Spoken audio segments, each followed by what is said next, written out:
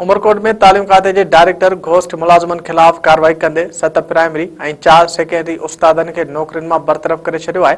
अधिक तफसील telephone line मौजूद है मेहरान टीवी रिपोर्टर इम्तियाज खोसो। जी इम्तियाज, छा तफसील है? हाँ जी बिल्कुल, उमरकोट तालीम खाते पारा घोस्ट मुलाजिम जो घेरो तंग कंदे 11 उस्तादन जो नौकरियों बरतरफ करे छड़ियो है। अड़े किस्म जो नोटिफिकेशन डायरेक्टर स्कूल एजुकेशन महकमा जारी कंदे नोटिफिकेशन में वाज़े जणायो है तो जिले उमरकोट के तालके कुंडरी और तालके उमरकोट के घोसड़ो उस्तादन जो घेरो तंग कंदे प्राइमरी साइड के 7 और सेकेंडरी साइड जा 4 उस्तादन के नौकरी में बरतरफ करे छड़ियो है।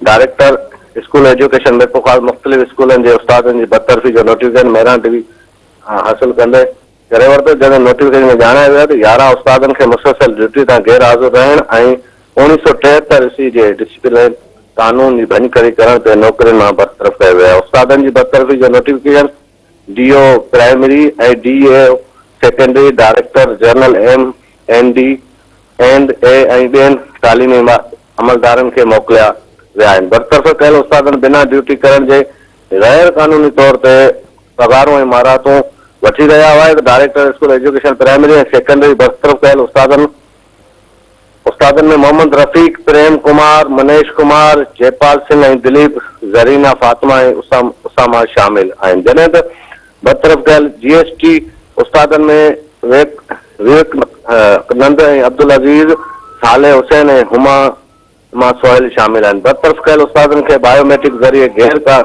हाज़िरी की तस्दीक थियण बैदि केतिरा ई भेरा शोकार नोटिस जारी कया विया, पर बरतरफ कयल उस्तादन एक दफ़ो भी कमेटी में जवाब देने लाइ पेश न थिया। उन करे नौकरी तां बरतरफ कयो वियो आहे।